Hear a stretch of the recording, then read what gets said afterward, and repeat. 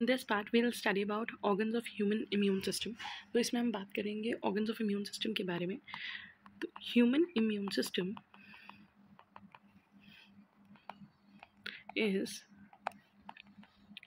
Made up of many different organ and tissues. तो हमारा जो इम्यून सिस्टम है वो कोई सिर्फ एक ऑर्गन से नहीं बना, वो बहुत सारे ऑर्गन्स और टिश्यूज़ से बना है। ठीक है, मतलब कि बहुत सारे ऐसे ऑर्गन्स और टिश्यूज़ हैं जहाँ पे हमारे इम्यून सिस्टम के जो सेल्स हैं वो प्रेजेंट होते हैं और वो काम करते हैं। तो अगर हम इसके डिवीजन देखें तो बेसिकली जो हमारा इम्यून सिस्टम के ऑर्गन्स हैं वो दो में कैटेगराइज होते हैं। The first one is primary organs and the second category is secondary organs. तो for the purpose of study कह लो या उनके ओरिजिन के बेसिस पे हमने दो कैटेगरीज बनाई हुई हैं, primary organs and secondary organs. Talking about primary organs, अगर हम प्राइमरी ऑर्गन्स की बात करें तो बेसिकली प्राइमरी ऑर्गन्स वो ऑर्गन्स है जहाँ पे डेवलपमेंट ऑफ इम्यून सेल्स होते हैं। तो बेसिकली प्राइमरी ऑर्गन्स में हम बोल सकते हैं it is the site of development of immune sales, मतलब कि जो इम्यून सेल्स की फॉर्मेशन हो रही है वो यहाँ पे हो रही है। That means production of lymphoid cells occur in the primary organ. तो प्राइमरी ऑर्गन्स में हमारी इम्यून सेल्स की डेवलपमेंट हो रही है या वो फॉर्म हो रहे हैं, प्रोड्यूस हो रहे हैं। प्राइमरी ऑर्गन में we have basically two organs. The first one is bone marrow and the second one is thymus. तो हमारी बॉडी में प्राइमरी ऑर्गन इम्यून सिस्टम के जो प्राइमरी ऑर्गन है जहाँ पे इम्यून सिस्टम के सेल्स बनते हैं वो बेसिकली दो हैं, those are bone marrow and thymus. अब अगर हम बात करते हैं सेकेंडरी ऑर्गन्स की, तो सेकेंडरी ऑर्गन्स वो ऑर्गन्स हैं, देखो प्राइमरी ऑर्गन्स तो वो ऑर्गन्स हुए जहाँ पे सेल्स फॉर्म हो रहे हैं, लेकिन सेकेंडरी ऑर्गन्स वो ऑर्गन्स हुए जहाँ पे सेल्स जाके अपना काम कर रहे हैं। So it is the site of immune response. वो जगह जहाँ पे इम्यून रिस्पॉन्स हो रहा होता है, जहाँ पे इम्यून सेल्स फाइट कर रहे हैं फॉरेन एंटीजेंस के साथ, तो इसको हम बोल सकते हैं बेसिकली कि it is a battle ground. और अगर हम इम्यून सेकेंडरी इम्यून ऑर्गन्स की बात करें तो उसके अंदर हमारे पास मेनली प्रेजेंट है हमारे लिम्फेटिक, जितने भी हमारी बॉडी में लिम्फेटिक नोड्स होते हैं, हमारी बॉडी में बहुत सारी जगहों पे लिम्फ नोड्स प्रेजेंट होते हैं। तो उन सारे लिम्फेटिक नोड्स को हम कैटेगराइज करते हैं सेकेंडरी में। लिम्फेटिक नोड्स के अलावा सेकेंडरी ऑर्गन्स में आता है हमारा स्प्लीन। तो spleen is also very important secondary organ. उसके अलावा थर्ड हमारा आ जाता है मैल्ट। मैल्ट बेसिकली है म्यूकोसा एसोसिएटेड लिम्फोइड टिश्यू। और मैल्ट की जब हम कैटेगरीज पढ़ेंगे ना, जब हम मैल्ट के बारे में पढ़ेंगे तो हम देखेंगे कि मैल्ट के अंदर लोकेशन के बेसिस पे बहुत सारे टिश्यूज़ आ जाते हैं, जैसे कि बैल्ट, जैसे कि GALT etcetera. So for the beginning हमारे जो ऑर्गन्स ऑफ इम्यून सिस्टम है वो दो कैटेगरीज में डिवाइडेड है, primary organ and secondary organ. Primary organs वहाँ हैं जहाँ पे site of development of immune sales हो रहे हैं, जहाँ पे हमारे लिम्फोइड सेल्स बन रहे हैं, which is basically bone marrow and thymus. Secondary organs वो हैं जहाँ पे हमारे इम्यून रिस्पॉन्स जनरेट हो रहा है, दैट मीन्स जहाँ पे एंटीजन और एंटीबॉडी आपस में इंटरैक्ट करके एंटीजन एंटीबॉडी कॉम्प्लेक्स बना रहे हैं। So this is basically a battle ground where the body the immune cells fight with the foreign antigens. और तीन सेकेंडरी ऑर्गन्स हमारे पास मेन होते हैं लिम्फेटिक नोड्स। अब तीन का मतलब है कि हमने तीन बांटे हैं, लेकिन लिम्फेटिक नोड्स जो है वो itself there are many lymphatic nodes in our body. Spleen हमारी बॉडी के अंदर एक ही होता है, और म्यूकोसा एसोसिएटेड लिम्फोइड टिश्यू, इसमें भी हमारे पास मल्टीपल टिश्यूज आएंगे। Now talking about primary lymphoid organs, अगर हम प्राइमरी लिम्फॉइड ऑर्गन्स के बारे में बोले तो हमने बोला था कि वो ऑर्गन्स है जहाँ पे लिम्फोसाइट्स या जो हमारे लिम्फॉइड सेल्स है वो प्रोड्यूस होते हैं। तो बेसिकली यहाँ पे प्रोडक्शन हो रही है, वन सेल प्रोड्यूस हो गई तो उसके बाद वो यहाँ पे डेवलप होंगे, उनकी डेवलपमेंट होगी, डेवलपमेंट या फिर हम इसको बोल सकते हैं मैच्यूरेशन।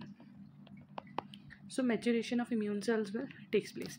तो यहाँ पे क्या होगा, जितने भी हेमाटोपोइसिस में, मतलब जब ब्लड के सेल्स बनते हैं तो लिम्फोसाइट्स बनते हैं, तो उसके बाद वो धीरे धीरे वंस वो फॉर्म हो गए तो उसके बाद धीरे धीरे मैच्योर होने शुरू हो जाएंगे ताकि वो स्पेसिफिक एंटीजन के अगेंस्ट काम कर सके। तो इस मैच्यूरेशन की प्रॉपर्टी को हम बोलते हैं they are becoming immuno competent, immuno competency attain करते हैं। ठीक है जी।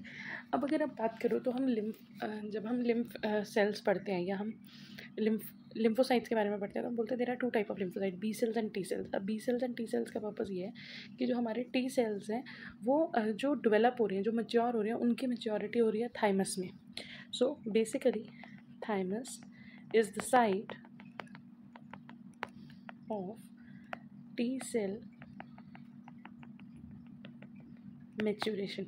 जितने भी हमारे टी लिम्फोसाइट्स हैं, और टी सेल्स का नाम ही टी इसलिए पड़ा है क्योंकि वो थाइमस में जाके मैच्योर होते हैं। तो बेसिकली जो सेल्स होते हैं वो बोन मैरो में बनते हैं, लेकिन उसमें से कुछ लिम्फोसाइट्स माइग्रेट हो जाते हैं और थाइमस में चले जाते हैं और वहाँ पे वो फर्दर उनकी मैच्योरेशन होती है। सो इसीलिए हम उनको नाम दे देते हैं टी सेल्स।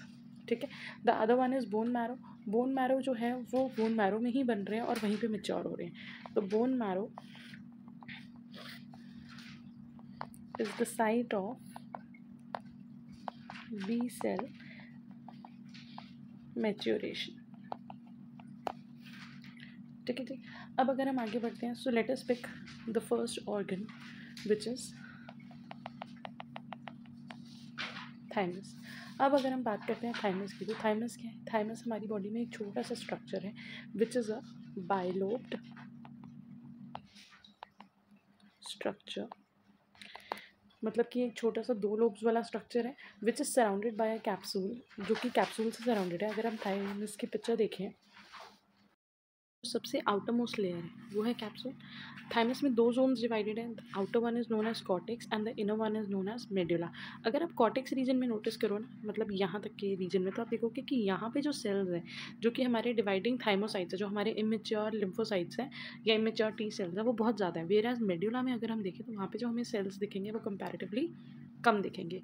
उसके अलावा आप यहाँ पे आपको सेल्स देखने के लिए मिलेंगे, तो ये outer portion cortex, inner portion medulla. उसके अलावा यहाँ पे बहुत सारे सेल्स होते हैं। बेसिकली हमारे पास यहाँ पे 3 to 4 टाइप्स के सेल्स होते हैं which are nerve cells. Next हमारे पास होते हैं यहाँ पे dendritic cells. There are many epithelial cells and there are macrophages. तो apart from our immature T lymphocytes, यहाँ पे उसके अलावा भी नर्व सेल्स प्रेजेंट है, कॉर्टिकल या मेडुलर एपिथेलियल सेल्स प्रेजेंट है, मैक्रोफेजेस प्रेजेंट है, डेंड्रिटिक सेल्स प्रेजेंट है। ठीक है जी। तो ये हैं, जैसे ये जितने भी स्टार शेप टाइप दिख रहे हैं न्यूक्लिएटेड बड़े बड़े सेल्स, ये हमारे हो गए डेंड्रिटिक सेल्स। जो आपको क्रॉस शेप दिख रहे हैं ये हमारे हैं एपिथेलियल सेल्स। जो छोटे छोटे राउंड है वो है थाइमोसाइट्स। और इस टाइप के जो सेल जिनकी एक प्रोट्रूजन होती है, एक्सटेंशन होती है, वो है नर्व सेल्स। तो moving on again with the explanation. अब अगर हम बात करें तो यहाँ पे हमें क्या नज़र आ रहा है, ये एक बाइलोब स्ट्रक्चर है which is surrounded by a capsule. Surrounded by a capsule. इसके बाहर एक कैप्सूल है। उसके अलावा यहाँ पे क्या है, यहाँ पे 2 रीजन है, the outer one is cortex and the inner one is medulla. लेकिन यहाँ पे एक चीज़ और अगर आप देखो तो ये बड़े बड़े डिविजन्स, तो ये जो लोब्स है ये फर्दर डिवाइडेड है। इन डिविजन्स को बोलेंगे ट्रैबिकुलर। तो these lobes have connective tissue strands या they have separations. There are separations called trabecule. ठीक है। many types of cells are present. many types of cells are present. for example कौन कौन से cells हैं? macrophages हैं, dendritic cells हैं, nerve cells हैं, epithelial cells हैं, और उसके अलावा हमारे थाइमोसाइट्स जिसके बारे में हम मेन बात करें, जो टी सेल्स हैं वो प्रेजेंट है। ठीक है। जो आउटर रीजन है, the outer region is the cortex which is highly cellular, या फिर हम बोल सकते हैं which is rich in T lymphocytes. ठीक है। और जो इनर रीजन है वो है हमारा medulla and it has few thymocytes. यहाँ पे जो थाइमोसाइट्स की कॉन्सेंट्रेशन है, जो अमाउंट है, वो कंपैरेटिवली कम है। तो बेसिकली ये क्या है, ये एक 3D नेटवर्क है जिसमें बहुत सारे सेल्स हैं, और बहुत सारे सेल्स होने की वजह से हम इसको बोल सकते हैं कि एक मल्टी सेल्यूलर कॉम्प्लेक्स है। ठीक है जी। तो उसके बाद यहाँ पे कौन कौन से सेल्स प्रेजेंट है? एपिथेलियल, डेंड्रिटिक, मैक्रोफेजेस, और इन सब का रोल है। यहाँ पे देखो, यहाँ पे थाइमस में मेन क्या हो रहा है? Maturation of T cells. तो इन सारे सेल्स का मेन रोल क्या है कि टी सेल्स की ग्रोथ में, मैच्योरेशन में हेल्प करना, ठीक है। और इसमें से सबसे इम्पॉर्टेंट रोल जो है वो कौन प्ले कर रहा है, वो प्ले कर रहा है नर्व सेल्स। नर्व सेल्स को आइडेंटिफाई करने के लिए आपको याद रखना पड़ेगा कि नर्व सेल्स, जो नर्व सेल्स होते हैं उनके लिए आपको याद रखना पड़ेगा कि उनकी लॉन्ग एक्सटेंशंस या प्रोट्रूजन्स होती हैं, ठीक है। और इनका सबसे मेन नर्व्स का मतलब ही है ना नर्सिंग करना, टू टेक केयर, तो इनका सबसे इंपॉर्टेंट फंक्शन होता है कि टी सेल्स की ग्रोथ में, मैच्योरेशन में हेल्प करना। अगर हम मेन फंक्शन की बात करें तो यहाँ पे मेन फंक्शन क्या हो रहा है थाइमस में, एक तो हमें पता है कि थाइमस जो है thymus is the site of T cell maturation, T cells की मैच्योरेशन हो रही है। उसके अलावा यहाँ पे एक फंक्शन हो रहा है, थाइमस की एक यूनिक प्रॉपर्टी होती है in selection of effective T cells, तो selecting the effective T cells, इसको भी आप क्लोनल सिलेक्शन से थोड़ा बहुत रिलेट कर सकते हो, मतलब उन टी सेल्स को सिलेक्ट करना जो एक कॉरेस्पॉन्डिंग एंटीजन के अगेंस्ट काम करेंगे, कॉरेस्पॉन्डिंग एंटीजन के अगेंस्ट जो काम में आने वाले हैं उनसे फाइट करने वाले हैं, ठीक है। तो और इसके साथ साथ टी सेल्स के ऊपर ही हमारे CD8 होते हैं जो MHC के साथ रिकॉग्नाइज मतलब बाइंड करते हैं, ठीक है। तो टी सेल्स का एक इंपॉर्टेंट फंक्शन, तो जो इफेक्टिव टी सेल्स हैं वो किस बेसिस पे रिकॉग्नाइज होते हैं, सिलेक्ट होते हैं ऑन द बेसिस कि वो विच क्लास ऑफ MHC के साथ बाइंड करने वाले हैं, ठीक है। And there is one more thing, जब एक इन्फेंट होता है तो उसके थाइमस का वेट होता है 70 grams, and by the time person reaches a old age, तो जो थाइमस का वेट होता है वो रिड्यूस होकर हो जाता है 3 ग्राम में। तो ये होता है ओल्ड एज में और ये होता है इन्फेंट मतलब न्यू एज में। तो इससे हमें क्या पता चलता है, इससे हमें पता चलता है कि बाय एजिंग जो थाइमस होता है वो डिक्लाइन करता है, डिक्लाइंस विद एज। तो maybe this is the reason of poor immune response with ascending age, जैसे जैसे एज बढ़ती है इम्यून रिस्पॉन्स, इम्यूनिटी जो है वो बॉडी की कम हो जाती है। One of the main reason for this is thymus as well. The next organ which we have to discuss, हमने प्राइमरी ऑर्गन में पढ़ा था कि there are 2 organs, thymus and bone marrow. The next one is the bone marrow. So the next important organ is bone marrow. Bone marrow basically कोई ऑर्गन नहीं है, bone marrow these are the cavities present in the bones. तो bone marrows are basically cavities present in the bones, like जैसे जो भी हमारी big bones होती है, जो भी हमारी हैवी बोन्स होती हैं, फॉर एग्जांपल हो गया हमारे पास रिब्स, उसके अलावा हो गया हमारा स्टर्नम, हमारी वर्टिब्रे, स्टर्नम वर्टिब्रे एट्सेट्रा। तो ये जो है वो हाईली वैस्कुलर टिश्यू है, हाईली वैस्कुलर, क्योंकि यहाँ पे ऑब्वियसली बोन मैरो है, ब्लड फॉर्म हो रहा है, तो यहाँ पे blood it is very well connected with the blood vessels, ठीक है जी। बोन मैरो में बेसिकली हमारे पास जो सबसे इम्पॉर्टेंट फंक्शन होता है ना, bone marrow is the site of haematopoiesis. तो जो भी हमारी ब्लड फॉर्मेशन हो रही है, जो भी हमारी हेमाटोपोइसिस हो रही है, वो बेसिकली कहाँ पे होती है, बोन मैरो में। ज़्यादातर जो RBCs WBCs या जो भी सेल्स बन रहे हैं वो मेनली कहाँ पे बन रहे हैं, बोन मैरो के अंदर। और ये जब हेमाटोपोइसिस होती है तो हेमाटोपोइसिस जो है वो स्टार्ट होती है with hematopoietic stem cell HSC which is a pluripotent cell. और यही एक हेमाटोपोइटिक स्टेम सेल जो होते हैं ये अलग अलग लाइनेजेस, RBCs, different type of WBCs, lymphocytes, सारी फॉर्मेशन जो होती है वो बिगिन किससे होती है, हेमाटोपोइटिक स्टेम सेल से। जो हेमाटोपोइटिक स्टेम सेल्स होते हैं वो बेसिकली प्रेजेंट होते हैं हमारी बोन में, तो इसीलिए बोन के अंदर हेमाटोपोइसिस होती है। प्लस ये प्रेजेंट होते हैं फीटस के केस में, ये प्रेजेंट होते हैं फीटल लिवर में, तो उनकी जो ब्लड फॉर्मेशन होती है वो होती है लिवर में, ठीक है जी। अब जो बी सेल्स नाम है, बी लिम्फोसाइट्स नाम है, वो बेसिकली बी लिम्फोसाइट्स पढ़ा कैसे, वो नाम फर्स्ट टाइम ओरिजिनेट हुआ था बर्ड्स के बेसिस पे। बर्ड्स के केस में जो सेल्स मैच्योर हो रहे थे वो हो रहे थे बुर्सा फैब्रिकस में। तो बर्ड्स में there is a organ bursa Fabricius.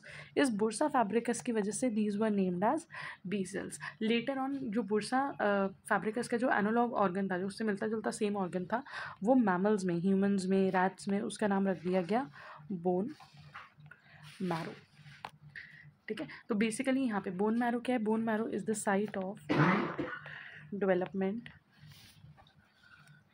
And maturation, proliferation, production of B cells. तो जितने भी बी सेल्स हैं वो यहीं पे फॉर्म होते हैं, ठीक है जी। अब अगर हम बात करते हैं स्ट्रक्चर ऑफ बोन मैरो की, सो यहाँ पे एक बोन का स्ट्रक्चर आपको दिया हुआ है और बोन के अंदर ये जो स्पेस होती है, the empty space, the cavity is the bone marrow. तो बोन, और यहीं पे आप देखोगे कि यहाँ पे बोन के साथ bones are well supplied with nerves, blood vessels, तो ये सारी चीज़ें यहाँ पे प्रेजेंट है। ठीक है, तो बोन मैरो के अंदर बेसिकली हम कहते हैं कि बोन मैरो के अंदर 2 रीजन्स होते हैं। अगर हम रीजन्स की बात करें, सॉरी, अगर हम बात करते हैं रीजन्स की, तो बोन मैरो के अंदर 2 रीजन्स होते हैं। एक को हम बोलते हैं रेड मैरो और एक को हम बोलते हैं येलो मैरो। रेड मैरो जो है, as the name suggest, red word से हमारे दिमाग में आता है ब्लड। तो बेसिकली ये वहाँ पार्ट है जहाँ पे फॉर्मेशन ऑफ ब्लड सेल्स या हेमाटोपोइसिस जो है वो हो रहा होता है। ठीक है, और येलो मैरो बेसिकली होती है हमारी स्पॉन्जी पार्ट ऑफ बोन्स, जो स्पॉन्जी बोन्स होती है वहाँ पे येलो मैरो होता है। और यहाँ पे बेसिकली प्रेजेंट होते हैं हमारे फैट सेल्स। तो जो हमारे फैट सेल्स स्टोर होते हैं वो होते हैं हमारी सॉफ्ट बोन्स में, मतलब हमारी स्पॉन्जी बोन्स में वो स्टोर होते हैं। यहाँ पे भी हेमाटोपोइटिक सेल्स प्रेजेंट होते हैं, बट वो हेमाटोपोइटिक सेल्स जो है वो फिजियोलॉजिकली इनएक्टिव है, मतलब दे आर नॉट डिवाइडिंग, उस टाइम पे वो डिवाइड नहीं कर रहे, वो एक्टिव नहीं है। रेड मैरो के अंदर जो हमारे हेमाटोपोइटिक सेल्स होंगे, हेमाटोपोइटिक स्टेम सेल्स होंगे, वो बहुत ज़्यादा एक्टिव होंगे। और मेन जो हमारा हेमाटोपोइसिस होता है, जो फॉर्मेशन ऑफ ब्लड सेल्स होते हैं, वो होते हैं हमारे रेड मैरो रीजन के अंदर। ठीक है, अब अगर हम बोन मैरो को कैटेगराइज करें ना, हम ऐसे भी बोल सकते हैं कि बोन मैरो के 2 रीजन्स हैं, एक है वैस्कुलर और एक है नॉन वैस्कुलर। जो वैस्कुलर रीजन होता है ना, वो बेसिकली होता है सेंटर में, और नॉन वैस्कुलर रीजन जो होता है वो होता है पेरिफेरी में। जब हम बात करते हैं ना वैस्कुलर की, तो वैस्कुलर वर्ड से हमें सिग्निफाई होता है कि ये रिचली सप्लाइड है ब्लड वेसल्स के साथ। तो इट हैज़ या फिर इट कंटेन्स ब्लड वेसल्स। तो बोन मैरो का वो रीजन जहाँ पे ब्लड वेसल्स प्रेजेंट हो। अगर आप यहाँ पे डायग्राम देखो तो बोन मैरो के अंदर हमें दिखाया हुआ है कि ये सेंटर के रीजन के अंदर क्या है, ब्लड वेसल्स, वेयर एज ये जो बाउंड्री वाला पार्ट है यहाँ पे ब्लड वेसल्स प्रेजेंट नहीं है। तो जो बाउंड्री वाला पार्ट हो गया, जो पेरीफेरी वाला पार्ट हो गया, वो हो गया हमारा नॉन वैस्कुलर रीजन, और जो सेंटर वाला पार्ट हो गया वो हो गया हमारा वैस्कुलर रीजन। वैस्कुलर रीजन में प्रेजेंट होंगी ब्लड वेसल्स, और जो नॉन वैस्कुलर रीजन है, जो हमारा पेरीफेरी में प्रेजेंट है, वहाँ पे बेसिकली प्रेजेंट है हमारे सेल्स। तो हमारे जो हेमाटोपोइटिक सेल्स हैं, या जो हमारे फैट सेल्स हैं, बहुत सारे सेल्स हमें देखने के लिए मिलते हैं इस नॉन वैस्कुलर रीजन में। कुछ एग्जांपल्स इन सेल्स के एक बार हम नोट कर लेते हैं, जैसे कि फाइब्रोब्लास्ट, क्योंकि ब्लड के सेल्स तो हमें मिलेंगे ही मिलेंगे, लेकिन उसके साथ कौन से सेल्स मिल रहे हैं, fat cells, dendritic cells, and apart from that dendritic cells के अलावा हमारे पास यहाँ पे होंगे कोलाजन फाइबर्स एक्सेट्रा। और यहाँ पे भी हमारे पास कुछ बोनी टिश्यूज़ या कुछ पार्टीशंस होंगे विच आर ट्रैबिकुले। जैसे हमने ट्रैबिकुले थाइमस में देखा था कि बीच में डिविजन्स होती हैं, वैसे ही यहाँ पे भी होती है। तो ये जो सेल्स फॉर्म हो रही है, और इन सेल्स की फॉर्मेशन में जो बाकी सारे सेल्स का रोल है, तो ये सारे हो गए हमारे नॉन वैस्कुलर में। वैस्कुलर में हमारी है ब्लड वेसल, क्योंकि ब्लड वेसल का काम क्या है, ब्लड वेसल का काम है एक तो सप्लाई करना न्यूट्रिएंट, क्योंकि भाई बोन मैरो के अंदर इतना इंपॉर्टेंट काम हो रहा है, इतने सारे सेल्स बन रहे हैं, तो न्यूट्रिएंट तो वहाँ पे डेफिनेटली चाहिए। प्लस जो सेल्स बन के मेच्योर होते जा रहे हैं वो बोन मैरो से निकलेंगे और ब्लड सर्कुलेशन में जाएंगे। So to take away the matured blood cells. तो this was about bone marrow. अगर आप बोन मैरो का एक माइक्रोस्कोपिक व्यू देखो तो यहाँ पे आपको दिखेगा, जैसे यहाँ पे माइक्रोफेजेस है, ये इराइथ्रोब्लास्टिक एरिया, मतलब इस रीजन में आपको दिखेगा कि सारे रेड सेल्स बन रहे हैं। फिर ये पार्ट हो गया हमारा neutrophil area, myeloid area, myeloid में जितने भी हमारे WBCs बनते हैं, जैसे कि मोनोसाइट्स, न्यूट्रोफिल, इओसिनोफिल, ये सारे आ गए माइलॉइड में। मेगा कैरियोसाइट प्रिकर्सर होता है प्लेटलेट फॉर्मेटिंग सेल का, प्लेटलेट जिससे बनती है, तो यहाँ पे वो बन रहा है। उसके अलावा आपको दिख रहा होगा कि यहाँ पे है खाली स्पेसेस, तो ये जो खाली स्पेसेस बड़े बड़े नज़र आ रहे हैं, ये है हमारे फैट सेल्स। प्लस यहाँ पे लॉन्गिट्यूडनल वेन, एंडोथेलियल सेल्स, और वेन्स और कैपिलरीज का काम क्या है, क्योंकि हमने बोला ना कि यहाँ पे वैस्कुलर रीजन भी है। सो वैस्कुलर रीजन मतलब it is richly supplied with blood vessel. तो this was about the primary lymphoid organ. ये हमारे पास पूरी पिक्चर मिल गई हमें प्राइमरी लिम्फॉइड ऑर्गन में कि थाइमस में क्या होता है, बोन मैरो में क्या होता है। Now we'll begin with the secondary lymphoid organ. तो सेकेंडरी लिम्फॉइड ऑर्गन्स के बारे में हम पढ़ेंगे नेक्स्ट वीडियो में। Thank you.